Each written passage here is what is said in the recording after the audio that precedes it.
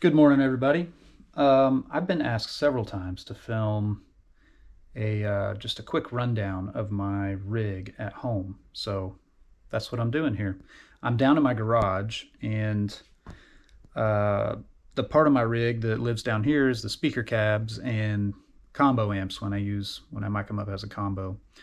So I have a very small garage, as you can see, and I have tons of stuff. I have run out of shelves and spaces to put shelves. I do a lot of things myself, like maintain my vehicles. Sometimes I build furniture. Very rarely. Have a lot of hobbies that involve stuff in the garage. So my garage is full. And part of what it's full of is speaker cabs. So here's what I've got. For the most part, I keep a Morgan 112 mic'd up. And the mic that I'm using is a Heil PR30. Really great mic. Sounds like a 57 with just a bit more mids, I guess. I like it. It's punchy. It sounds really great. Below that, I've got a Bogner 212 cab. I'm trying to think of the speakers that are in that. I think it's 65 watt Celestians. I'm not a fan of vintage 30s at all. So any cab that I get that comes with vintage 30s, they get removed immediately. This is a Warehouse ET65, I believe. And then this on the top is a really cool old 5 watt Supro amp that I really like. I actually need to recone the speaker in it. But it's got a great sound. And so I've got a panel here up on the wall. Right now what you're seeing is a mic cable right here.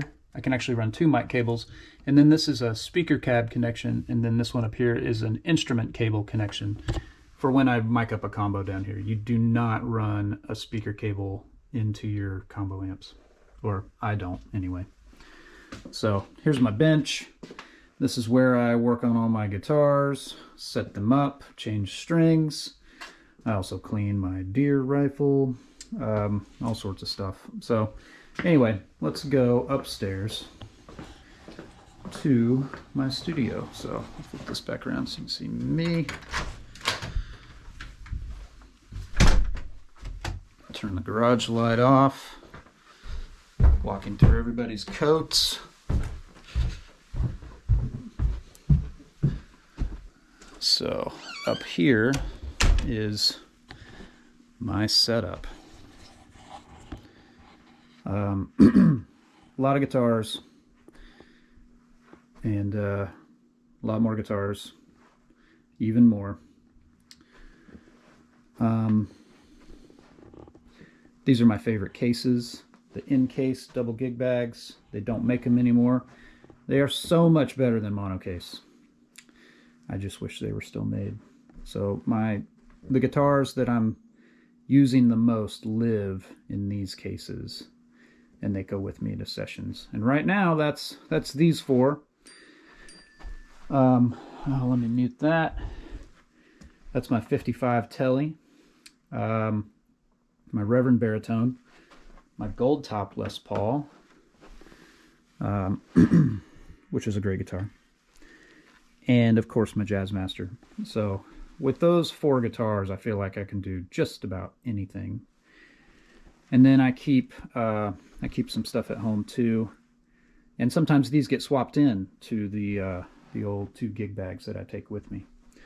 This is my Jeff Sen Strat, the Fullerton. That's my Pomona with the gold foil, the Telly. There's my old 69 Custom, and then I still have my Danacaster White Guard. Printer on the floor in case I need to make copies or print off charts, and that's an old Silvertone flat top acoustic. I am still using the original, and they're dusty. I'm still using the original KRK Rocket 5s that I bought from Guitar Center in like 2006, 2007, like right when I moved to town. So they sound good, and I have learned the way that they sound. They've got kind of a low mid bump, and I'm just used to hearing them, and I don't feel like I need anything else. So there you go. I do all of my tracking on my laptop. This is a 16-inch MacBook Pro. Behind it, I keep almost everything on this Furman M8DX, I guess. It's really for a rack. It's got these lights that pull out and everything, and it tells me what my voltage is, and that's cool. But it has a bunch of plugs on the back, and basically everything except for my laptop and my Apollo, which is also extremely dusty, is powered through that. So I can basically just, before I open my computer, I can flip the switch and turn my entire studio on, including my pedal board. I'll get to that in a minute. It's right below the desk. So rather than running a big screen, a giant display, which I guess I could in the future, I don't know. I'm just kind of used to doing my overdubs on this with the trackpad. I have an Apple mouse. I really don't use it much, even though it's connected to the computer. What I do for displays, though, is I attach my iPad as a sidecar, and I keep the console open there. So I've got my channels, any sort of plugins that I might be using. First channel here, I pretty much leave for acoustics. I've got an API Vision plugin that I actually really like. And I also have a Helios Type 69 plug. Those both sound great on acoustic. But often, I just don't use anything. Often it's literally just the mic straight into my TG2, straight into Pro Tools. The second channel here I use for guitar and bass. There's a Plexi Classic plugin. I almost never use that. What I do use are these compressors when I'm playing a bass track. I've got a Distressor that I like a lot, and then there's a Fairchild 660. That gets me by, and when I'm tracking bass. I play bass rarely, usually on demos that I'm producing. And that's the bass. A 50s classic made in Mexico Fender P. It sounds fantastic. So you notice that I'm really only using 2 channels. That's because I run through an Apollo Twin, and that has 2 inputs. And really what I'm doing is everything's going through the TG2. So my acoustics go through this side, and I have it set clean enough that it doesn't really add a ton of color. It does a bit. It's a very colored preamp, but I really like it. And then this side I use for electric. And when I play bass, I push this button, and this becomes a DI. So I plug straight into that. And I can get really cool fuzz tones, solid state fuzz tones and everything with the front end of this preamp. When I'm tracking after 9 p.m., I have neighbors, like most people, and when I'm tracking after 9 p.m., I turn this guy on. This is a 2 Notes Torpedo professional digital load box. It simulates speaker cabs and microphones and rooms. So it's got a speaker input on the back. So I plug it in from my head or combo amp when I run it out as a head. It's got an 8 ohm tap in the back, so I plug a speaker cable into it, and then I can select from all these different presets. And it's got everything from lots of Marshalls to blackface Fenders to like a Bassman cab. I spend most of my time on the Bassman, the Eddie Marshall setting. There's some extra packs that I've received from 2 Notes that have like 212s with Celestian blues in them. It sounds pretty great. I'm not a big modeling guy, but if I can still use an actual tube amp and run it into that, I think it sounds cool. So yeah, my entire setup is really both sides of the Chandler into the 2 channels of the Apollo Twin. And then I don't unplug the Chandler when I turn these other plugins on. I just, again, I'm not looking for, you know, the quote-unquote right way to do everything. I just listen, and if it sounds good, then I keep using it. So I don't know if it's considered awful or poor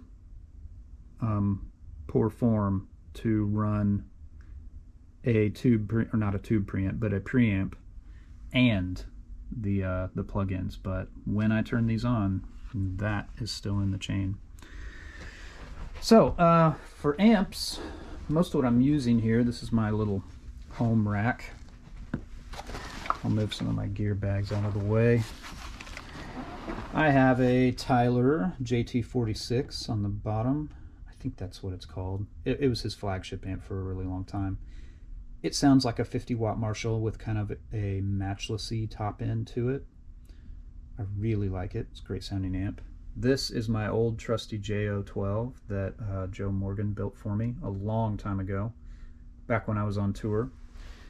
The impetus for this amp was I wanted to do the Mike Campbell thing and run a Blackface Princeton or Deluxe reverb and a Tweed Deluxe in stereo. I don't think he was using them in stereo like left-right. He was using them more as just combining into a single sound. Well, I was using them in stereo and running effects out of my pedal board. And the problem with that is a standard Tweed Deluxe compresses so much earlier, so it's going to make your effects sound lopsided, right? If one amp has effectively a compressor on it and the other amp doesn't, then anything that's quieter on the compressed amp is going to be louder. So it would make my stereo delays and reverbs all lopsided and everything. Anyway, I reached out to Joe and told him I want a Tweed 5E3 that my pedal board will hit the front end in the same way that it hits my Blackface Deluxe reverb. And so this is what he built, and it's awesome, and it does exactly what I needed.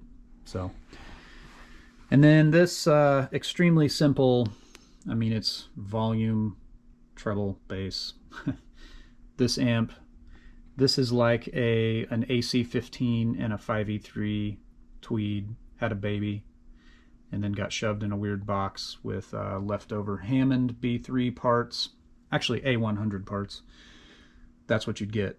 I love this amp, and it sounds awesome, and I'm a big fan, and it's mostly what you're hearing when I'm tracking at home. I feel like it just, every guitar comes through sounding like that guitar. The amp doesn't take over.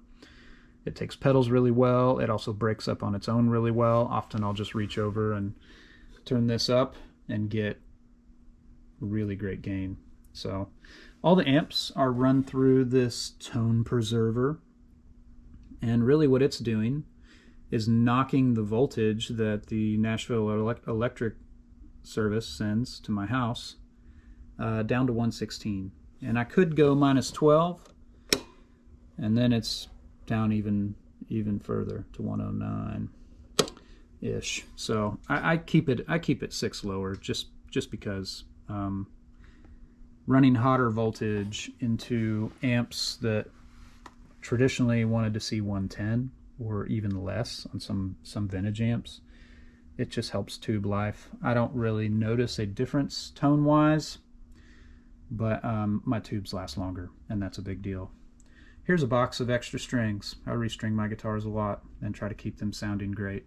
So, okay, here's something I'm excited about that I haven't used a whole lot yet. I've used it on a couple records, and that's it. This is a projector.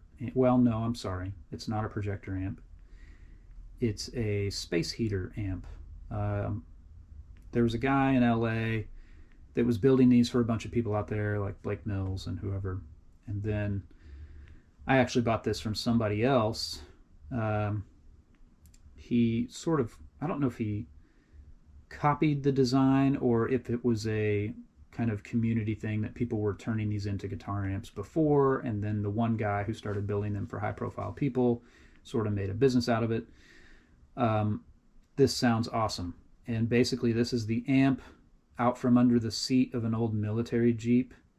And it's what, when somebody wanted to speak to a large crowd of soldiers and be heard, they would pull it out and plug a microphone in, and this little 5-inch Panasonic speaker in it would amplify their voice over the crowd. This is set up to run out to a speaker cab. That little speaker does sound really good in a, non-standard way.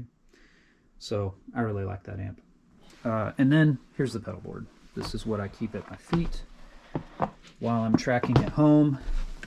This was my big cartage board, and I just brought it home. I started using a smaller board that's more condensed. Still has roughly the same functionality as this guy, but you can see I've got a lot of stuff on here. Most important one is this little tuner. This pedal, it looks like it's just a volume pedal, and it does serve that purpose, but really it's set up as an expression pedal. So I can select something, like I have a wah setting on here. I can select the wah, and then this runs the wah.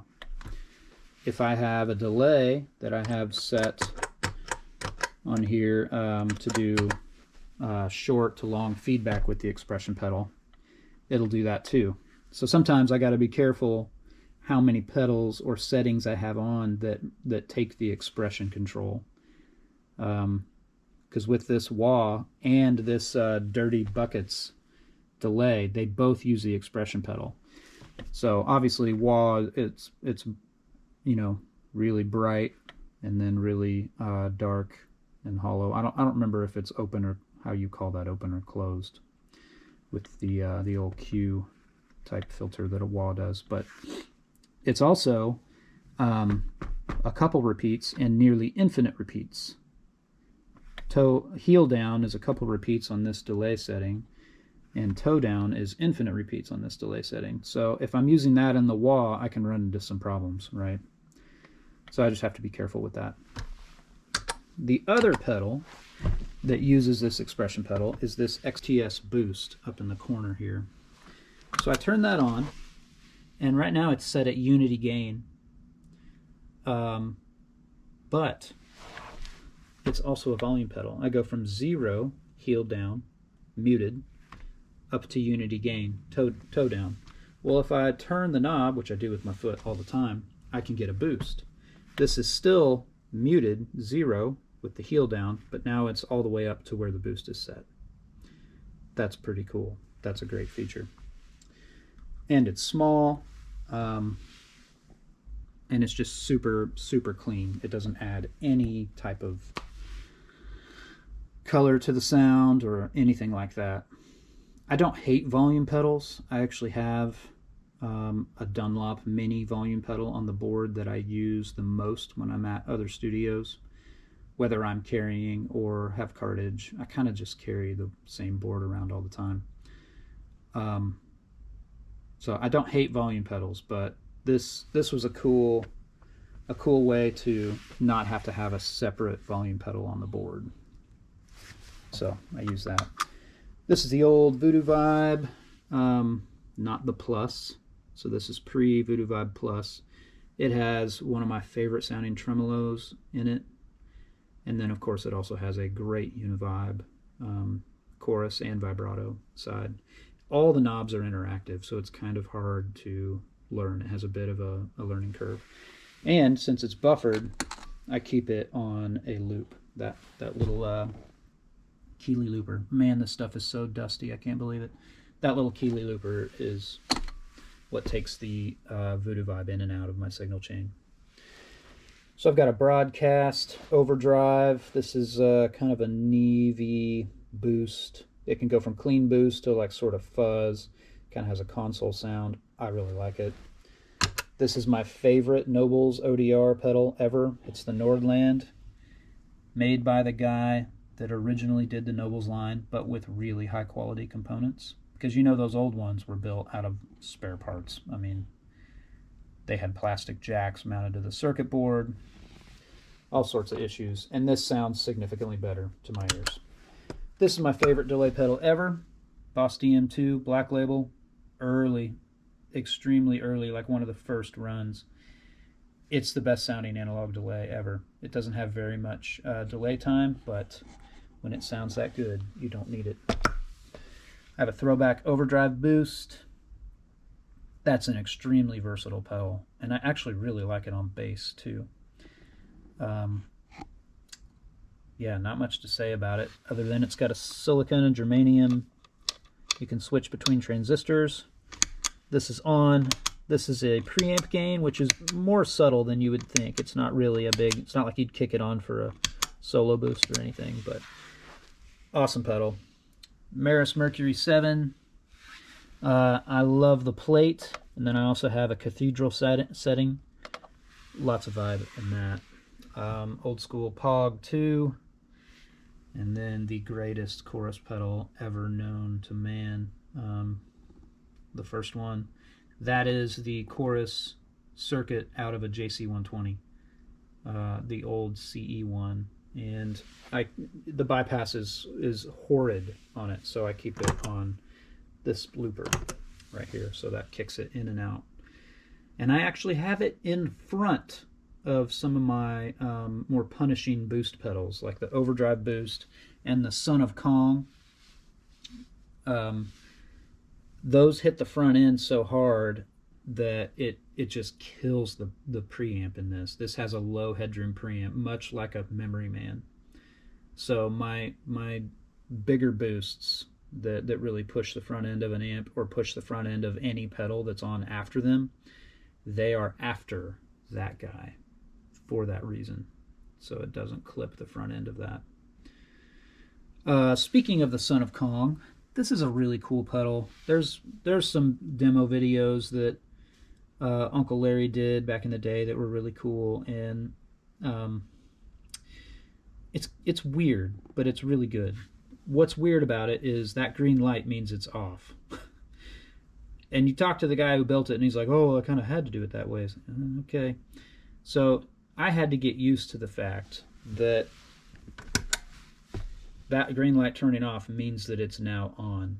Now that pedal is on, and it can switch between two channels.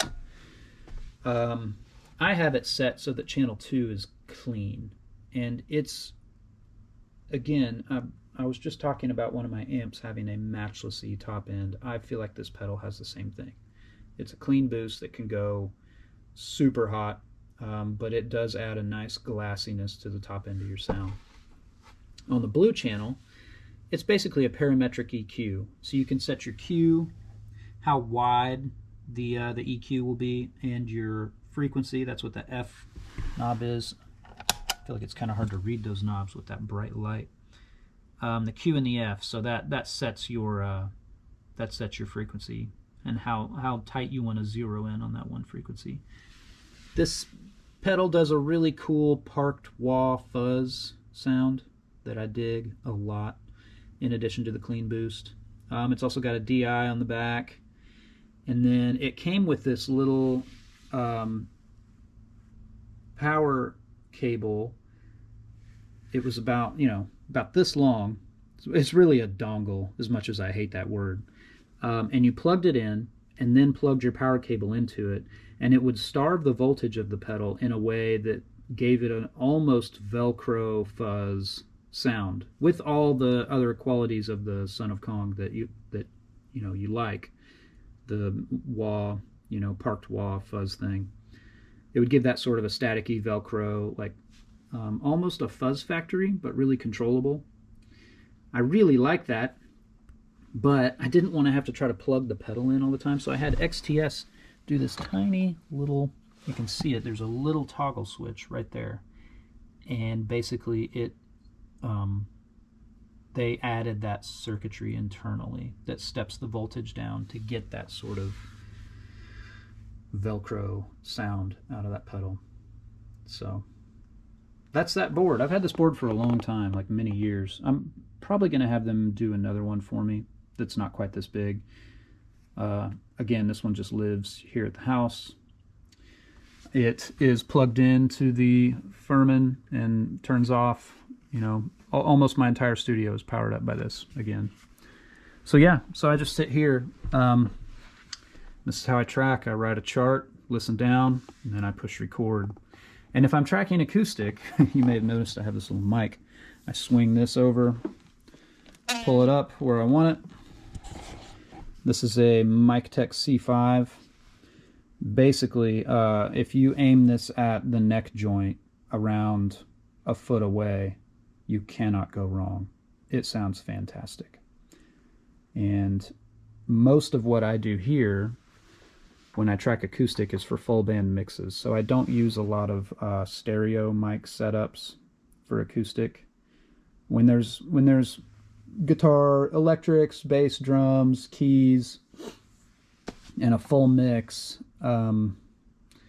I think that most engineers like a single acoustic track to deal with rather than trying to create the sound of the acoustic in the room with a mic aimed at the neck joint and then one aimed over at the body or even over the shoulder or whatever. So I just use one. I use this guy and I get no complaints. I actually get really great acoustic sounds at home with that through my Chandler and maybe a plug-in or two. Well, not or two, one or the other. I'm not real big on the plug-ins, to be honest. So for me, the sounds that I get are more about the source. If you have a great source, meaning just a good electric guitar chain, like a great amp, a great guitar, a couple of pedals that are subtly dialed in, the rest is going to take care of itself. You don't need a bunch of plugins. You don't need to stick a compressor and an EQ and a, stereo reverb or anything like that.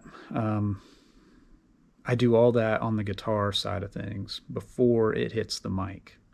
And I feel like I have a good enough preamp and a good enough rig that I don't lose anything after the fact. But I feel like I'm in a better spot than if I had kind of a, less than stellar sound coming out of the speaker and then tried to dress that up with plugins. You don't ever want to do that.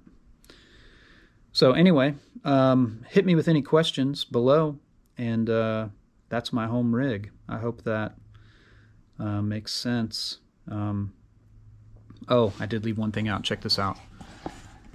This, once again, is extremely dusty, but that is my 59 AC-15, built by this guy that I found on eBay, rehoused, all old trannies and everything. Man, it sounds so good. Sometimes I'll carry that to a session. It'll ride in my passenger seat. I could put a box around it if I wanted. Oh yeah, here's a paper airplane that my oldest made for me. It flies really well. He put, and it does like a barrel spin. It's really cool. And then yeah, I do have a couple pedals that I keep within reach. The old Dizzy Tone, that thing's crazy. And then a Duelist, everybody knows those. All my slides, I basically always grab this one. Sometimes I grab the old Furious slide, that has a really cool sound to it too.